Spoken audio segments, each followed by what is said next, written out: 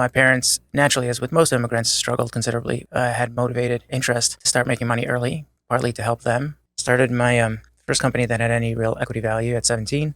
Oh. And then sold it at 19. So what was that first business? So I was in Israel at the time. In Israel, there's a couple of times during the year where Jews cease from cutting their hair for extended periods of time. And it's just one of those was coming to culmination that Sunday. And I saw a barbershop chair and a barbershop equipment on sale. And I lived in this little community of about 7,000 people. And it just hit me like a brick that 2 days from now, 7,000 people were going to need haircuts. And there was no barber anywhere nearby. And so they were going to have to go to one of the big cities. I said, well, there's got to be at least 20 schmucks there that just do not care about how bad their haircut is. If it's cheap and cheerful, but just somebody will do it for them. And if I could pay down the cost of this barbershop chair and this equipment, then all of a sudden I end up where I started. Now I have an asset to my name. Anyway, it was kind of a funny story. We ended up advertising it as the worst haircut that you will get. We ended up putting ads up. Scissors were being stuck in the hair, wacky mohawks, ears being cut off, all kinds of weird things. And who knows what'll happen. Anyway, there was like a lineup out the door on Sunday morning. And that lineup did not stop for days.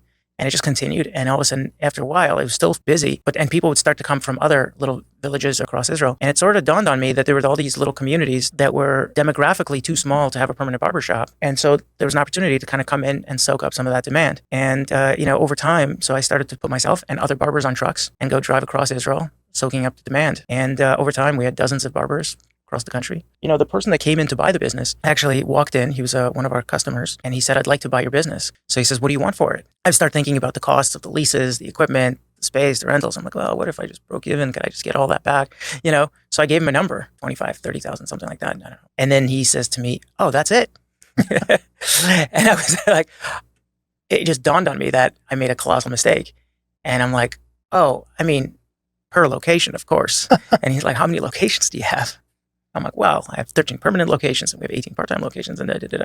And he's like, oh, geez. And he's like, oh, okay. And then he walked away. And I'm thinking to myself, like, you greedy little bastard, you should have just taken. I was going to shut down the thing anyway. A week later, he showed up. It was like a scene out of a movie with like duffel bags of cash.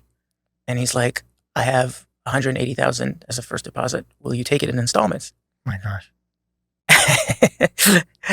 And I'm sitting here. I'm like, okay, don't say the wrong thing. Don't say the dumb thing.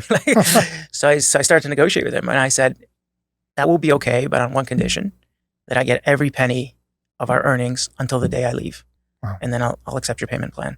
It was pretty wild.